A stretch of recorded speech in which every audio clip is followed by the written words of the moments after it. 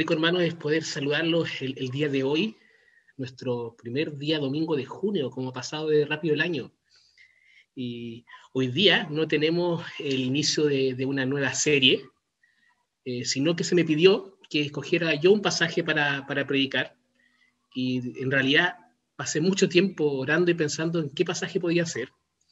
Y así es como llegamos el día de hoy a un sermón de un pasaje que ustedes probablemente conozcan mucho, un pasaje que varios pueden haber estudiado o incluso oído varios sermones acerca de este pasaje. Y si es así, quiero que de igual forma estén atentos el día de hoy. ¿Se escucha bajito? Voy a ver si puedo arreglar un poquito más el audio de un segundito. Vamos a subir el volumen al micrófono. ¿Ahí qué tal? ¿Se escucha mejor? Perfecto, ahí le di un poquito más de volumen. Como les decía, a lo mejor muchos han escuchado este pasaje, lo han estudiado a lo mejor en misiones comunitarias, pueden haber tomado el curso CAT de Marco, pero quiero que igual estemos muy atentos el día de hoy, porque pasa que muchas veces cuando conocemos mucho de algo, a veces creemos que ya no tenemos nada más que aprender, pero sí te puedo asegurar que tenemos mucho para aprender de este pasaje y aún mucho más para recordar de lo que dice aquí, especialmente en los tiempos que estamos viviendo hoy. Díganme si estoy equivocado, pero el día de hoy, de repente escuchando, conversando con las personas de la iglesia, con tantas cosas que pasan, con la incertidumbre que tenemos en estos tiempos de pandemia, que vemos que estamos encerrados en cuarentena tanto tiempo, y vemos las noticias que los casos siguen aumentando, que a pesar de las cuarentenas, como los hospitales siguen colapsando, y nos preguntamos hasta cuándo llega esto.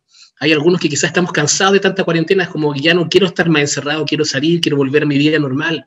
Hace poco pasamos unas elecciones tremendamente importantes para nuestro país y anhelamos con urgencia el día de hoy buenas noticias. Incluso en la iglesia nosotros decimos, wow, ya estamos medios de año y queremos saber qué pastor vamos a tener aquí en la iglesia de Peñalolén. Queremos recibir la buena noticia de quién va a ser la persona que va a estar pastoreando esta iglesia. En estos tiempos anhelamos escuchar buenas noticias. Entonces yo le pregunto a ustedes, ¿cuál es la mejor noticia que podrías recibir? Y quiero que tengamos esto en mente mientras vamos atravesando y entrando de lleno a estos versículos del capítulo 1 de Marcos. Pero antes de esto quiero invitarlos a orar. Señor, te damos infinitas gracias por este nuevo día que tú nos das. Queremos agradecerte de todo corazón porque a pesar de que estamos en estos tiempos encerrados en nuestras casas, existe la tecnología para poder juntarnos, para poder reunirnos, a aprender más de ti, Señor. Anhelamos profundamente vernos como hermanos cara a cara, Señor, pero mientras tanto nos gozamos de la tecnología para poder compartir como hermanos, para poder conocer más de ti y aprender tu palabra. Señor, en estos momentos te pido que tú abras nuestros ojos espirituales, abras nuestro corazón, nuestra mente, para recibir tu palabra, para poder glorificarte más a ti, Señor, con la forma en que vivimos, y para que tu iglesia crezca, Señor, que tu mensaje sea proclamado. Te lo rogamos en el nombre de Cristo Jesús. Amén. Y me gustaría que vayamos con la Biblia en la mano para que vayamos viendo estos detalles que nos entrega el pasaje, esta riqueza que tiene este texto de Marcos. Mira cómo comienza Marcos. Marcos no comienza con una genealogía, no comienza con el tiempo antes de la creación, como lo hace, por ejemplo, el Evangelio de Juan. Comienza diciendo, comienzo del Evangelio de Jesucristo, el Hijo de Dios. Y quizás para nosotros el día de hoy es normal escuchar la palabra Evangelio. Y la traducción que le damos a esta palabra, cuando nos preguntan, ¿y qué significa Evangelio? Nosotros decimos, bueno, es una palabra que significa buenas nuevas, buenas noticias. Pero en la antigüedad esta palabra no se utilizaba en cualquier contexto y es muy raro su uso en el Antiguo Testamento. Y en Isaías 52 nos encontramos con esta palabra Evangelio, que es la buena nueva que el siervo del Señor anuncia. Y esta buena noticia, esta palabra no expresa cualquier buena noticia, no es como decir, oiga, les tengo una muy buena noticia, me fue súper bien en la prueba, o ¿saben qué? Les tengo buenas noticias, la Universidad de Chile por fin tiene estadio. Sabemos que eso todavía no es cierto, pero a lo mejor para muchos hinchas eso sería una muy buena noticia. Pero no estamos hablando de este tipo de noticias. Esta palabra evangelio era usada principalmente en un contexto real, un contexto de realeza. Y era una noticia tan grande, pero tan grande, que cambiaría e impactaría para siempre la forma de vivir de las personas. Eso era el evangelio, ese tipo de buena noticia es una noticia que transformaría la vida de un grupo de personas para siempre. Por ejemplo, en una guerra, cuando los territorios eran conquistados y se acababan y llegaban y decían, tenemos un evangelio, la guerra por fin ha terminado. Esa era una buena noticia, la vida de las personas cambiaba con esa noticia. O cuando un rey era entronizado, eso también era la buena noticia. Entonces, evangelio no es cualquier buena noticia, y en este caso Marcos lo utiliza, es la buena noticia, la mejor noticia que pueda haber. Para Marcos el evangelio no es un género literario como lo conocemos el día de hoy nosotros, sino que es la proclamación de la salvación de Dios a través de la vida, muerte y resurrección de Jesús, el Hijo de Dios. No sé si ustedes han visto alguna vez esta película que se llama Corazón de Caballero, que tiene varios años, tiene que haber sido esto más o menos debe ser como el 2000, 2001, por ahí, que trabajaba Heath Ledger, recién comenzando su carrera de actuación, donde él es un escudero de un caballero y su anhelo era él ser un caballero y combatir en esta justa. Y antes de cada presentación, uno de sus amigos cumplía un papel de heraldo. No sé si ustedes saben lo que es un heraldo, pero lo que hacía esta persona era preparar el camino para la presentación de él. Lo anunciaba a las personas que estaban ahí, los dejaba expectantes. Viene alguien ahora, aunque ustedes se van a gozar en verlos, van a tener el privilegio de observar a este caballero tan conocido, esta persona espectacular que viene. Y este era el rol que cumplía el amigo de William, el protagonista de la película. Preparar el camino, preparar a la gente, a las personas, para cuando el Señor de él apareciera. Y esto es lo que estamos viendo ahora con la aparición de Juan el Bautista. Y veamos del verso 2 en adelante del capítulo 1. Marco comienza ahora citando dos pasajes del Antiguo Testamento. Vemos a Malaquías 3.1 y Isaías 40.30. Y también cita parte de Éxodo 23.20. ¿Y por qué está haciendo esto Marco? ¿Por qué está comenzando su evangelio con dos pasajes o con tres pasajes del Antiguo Testamento? Y porque con esto está demostrando que el mensajero que había de venir, el heraldo que había de llegar a preparar el camino para el Señor, no es otro que Juan el Bautista. Y más aún, si leemos Isaías 40, habla acerca de un nuevo éxodo, Isaías 40, pero el que viene es Dios. Y para los judíos el éxodo de Egipto era el acto de redención más grande que el pueblo de Dios conocía, pero este nuevo éxodo que llegaría restauraría al pueblo, restauraría todas las cosas y sería mucho más glorioso porque Dios viviría con ellos. Y vemos que de esta forma se presentó Juan en el desierto. El ministerio de Juan es el cumplimiento de estas profecías del Antiguo Testamento. Y por esta razón Marcos comienza de esta forma, para que los lectores podamos ver que Juan era la persona de quien hablaban estas profecías. Y además, si leemos Lucas 1, nos entregará una información mayor de que Juan vino al mundo a cumplir este rol. Pero sigamos leyendo el pasaje. ¿Qué nos dice acerca de Juan? Mira dónde estaba predicando, dice, en el desierto, al lado del río Jordán. La gente acudía a él, muchas personas acudían a él. Juan predicaba el bautismo de arrepentimiento y perdón de pecados, y eran bautizados luego de arrepentirse esas personas. Juan era una persona muy popular, como les dije, la gente acudía más a él. Y mira cómo está vestido, nos dice Marco. Ropa de pelo camello, un cinturón de cuero, y su dieta consistía en comer langostas y miel. Así que, queridos hermanos, este tiene que ser ahora nuestro nuevo look y nuestra nueva dieta. Esto no está diciendo el pasaje, ¿no es cierto? No. Entonces, ¿por qué Marco pone estos datos, estos detalles? ¿Qué relevancia puede tener para los que estamos leyendo este evangelio saber lo que vestía Juan y qué comía? Y la razón es que Marco quería que los que leyeran el evangelio asociaran a Juan el Bautista con el profeta Elías. El mismo Malaquías 4, que vimos el pasaje que estaba citado, en el verso 5 dice, estoy por enviarles al profeta Elías antes de que llegue el día del Señor.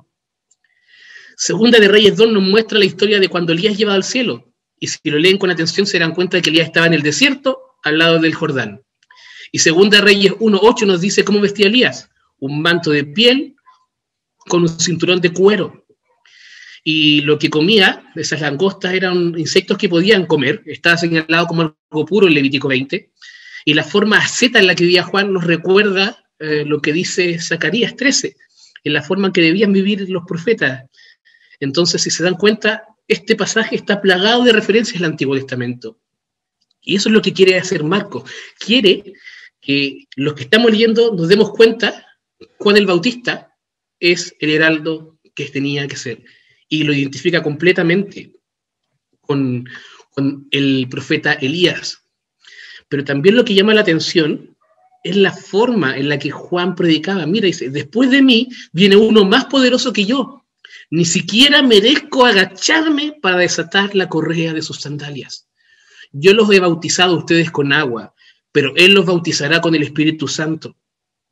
Vemos que Juan mismo se identifica como el heraldo que habla del Mesías. Después de mí viene uno más poderoso que yo.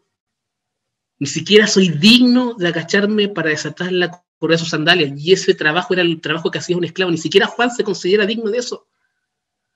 Juan sabía perfectamente quién era el que venía después. Sabía para quién estaba preparando el camino. Y Juan decía, soy totalmente indigno de siquiera desatar la correa de sus sandalias. Juan era una persona que podría haber dicho muchas cosas acerca de él. Cuando vemos, por ejemplo, el Evangelio de Juan, los fariseos mandan a la persona a preguntarle a Juan, ¿quién eres? ¿Tú eres el Cristo? No, no soy. ¿Tú eres esto? No, no soy. ¿Y qué dices? ¿Quién eres tú? Entonces, ¿qué dices de ti? Dice, soy una voz que clama en el desierto, preparar el camino para el Señor. Eso es lo que Juan habla acerca de él. Y si hablamos en tiempos actuales, podríamos pensar que Juan tenía muchos followers, muchos seguidores. Y quizás podría haber hablado muchas cosas de él, contarle la historia de lo que pasó con su papá, que quedó mudo porque no creyó cuando el ángel anunció el nacimiento de él, y contarle toda su historia. Era muy popular, podría haber hablado mucho acerca de él.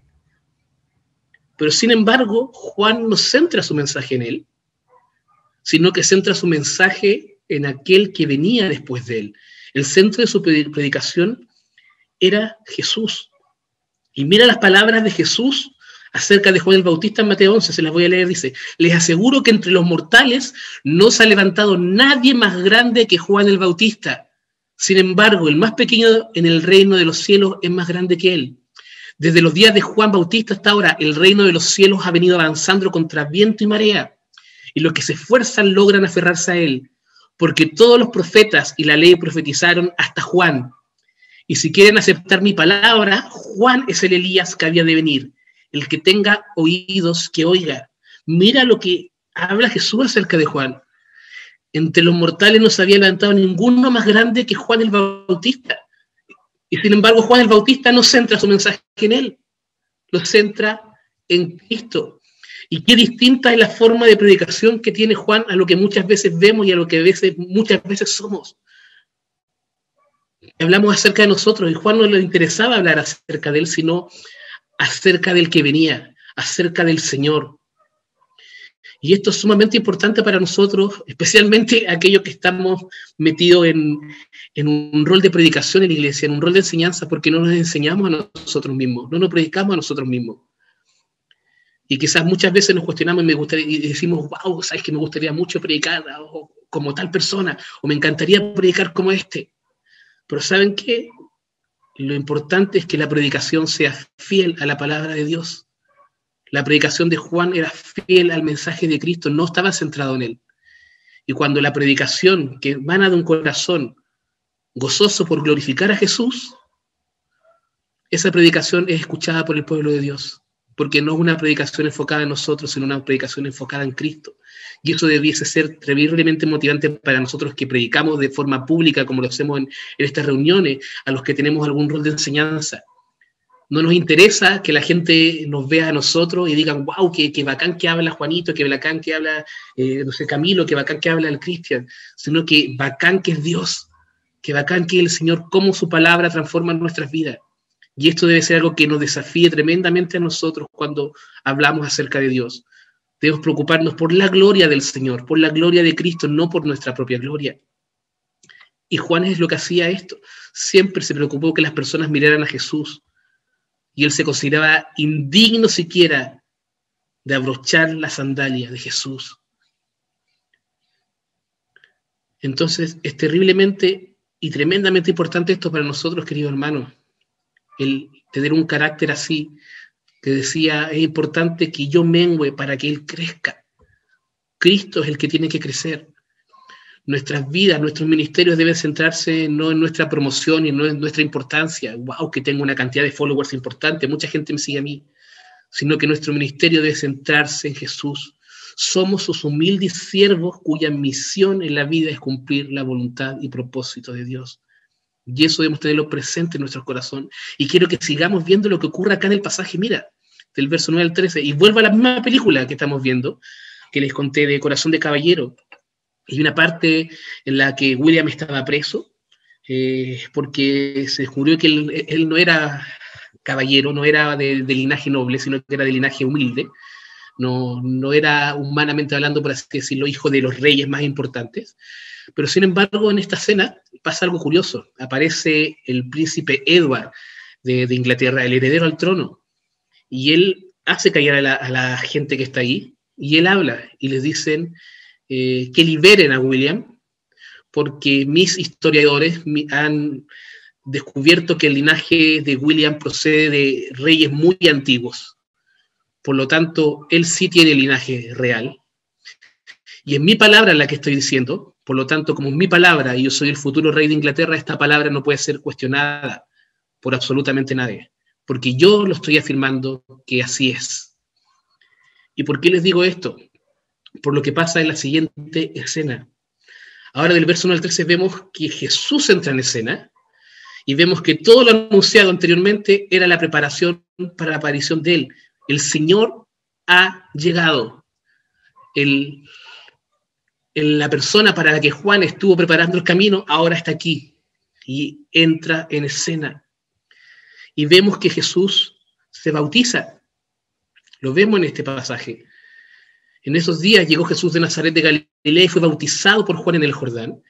Enseguida, al subir del agua, Jesús vio que el cielo se abría y que el Espíritu bajaba sobre él como una paloma. También se oyó una voz del cielo que decía: Tú eres mi Hijo amado, estoy muy complacido contigo. Y enseguida el Espíritu lo impulsó al desierto, y allí fue tentado por Satanás durante 40 días, y estaba entre las fieras, y los ángeles le servían. ¿Por qué debía bautizarse Jesús?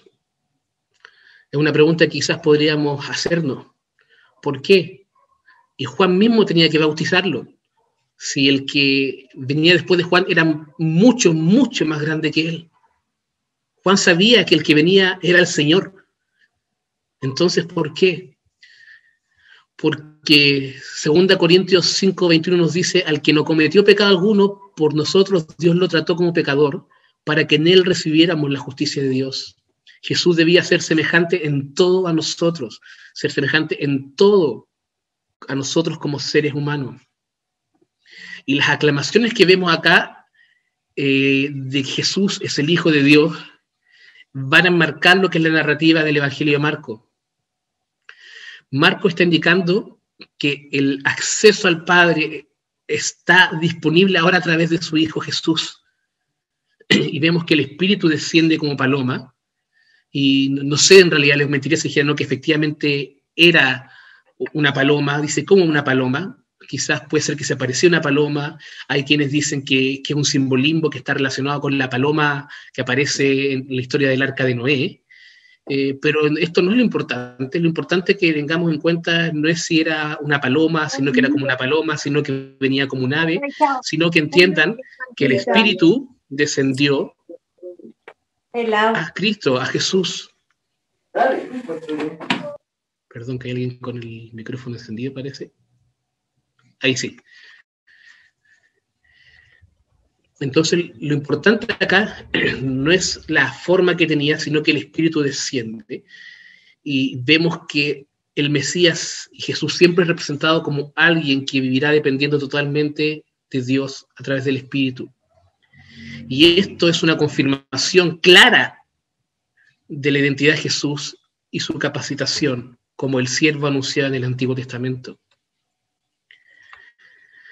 Y esta imagen en Marcos, yo sé que ustedes la han visto en otros pasajes, pero en Marcos es más radical que en otros evangelios, porque lo que dice literalmente Marcos no es que los cielos se abren, dice que los cielos se rasgan. Los cielos son rasgados cuando se escucha esta voz. Entonces, el tiempo del cumplimiento de la promesa de Dios ha sido iniciado en Cristo de manera irreversible. Ya ha comenzado. El tiempo, dice Jesús después, es ahora. El tiempo llegó. Y vemos que la declaración de Dios llama mucho la atención. Dice, tú eres mi Hijo amado, Estoy muy complacido contigo. ¿Y por qué puede ser tan importante? Hay quienes afirman que estas palabras están tomadas del Salmo 2, que es un salmo que habla acerca, por así decirlo, del linaje davídico, y también que está tomado también en parte de Isaías 42 con la parte del siervo. Entonces hacen alusión a este rey siervo tomando esta frase: estoy muy complacido contigo, estoy muy contento contigo. Es la frase que dice Isaías 42 acerca del siervo. Y este siervo en Isaías 42 está dotado con el Espíritu.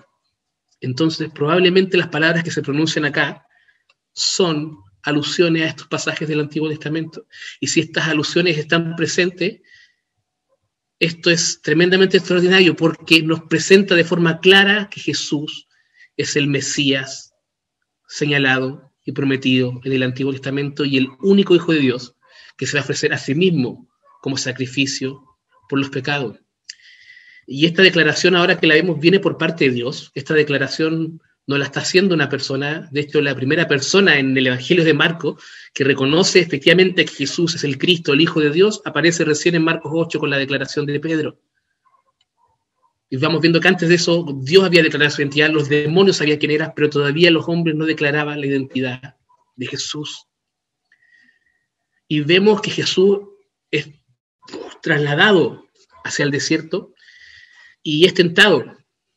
Y yo en realidad muchas veces no le había dado importancia a esto. Uno dice, sí, Jesús trasladado al desierto y fue tentado durante 40 días, 40 noches, y lo dejamos pasar. Pero si se dan cuenta, no es una simple tentación, es un periodo de prueba, son 40 días. No fue, oye, ¿quiere hacer esto? No, Jesús triunfó. Fueron 40 días donde fue tentado a diario. Y Jesús no falló. Prueba tras prueba, tras prueba, tras prueba. Y Jesús no falló. Y nosotros probablemente estamos un solo día y caemos al tiro y fallamos. Y Jesús los 40 días no falló, no falló, no falló y no falló. Jesús no está aquí, y esto es importante que lo sepamos, para conquistar, y lo vamos a ver más adelante, se ve en el Evangelio de Marcos, para conquistar a las legiones romanas, sino que vemos que era para enfrentarse a los poderes del mal, para enfrentarse al pecado, para enfrentarse a la muerte. Y vemos que estos 40 días que fue tentado Jesús hace relación con los 40 años que Israel vagó en el desierto luego del Éxodo. Sin embargo, donde Israel falló, donde nosotros fallamos, Jesús cumple a cabalidad. Y esto nos muestra que Jesús es el Mesías, el Hijo de Dios. Y nos muestra que el cumplimiento del Antiguo Testamento ha llegado.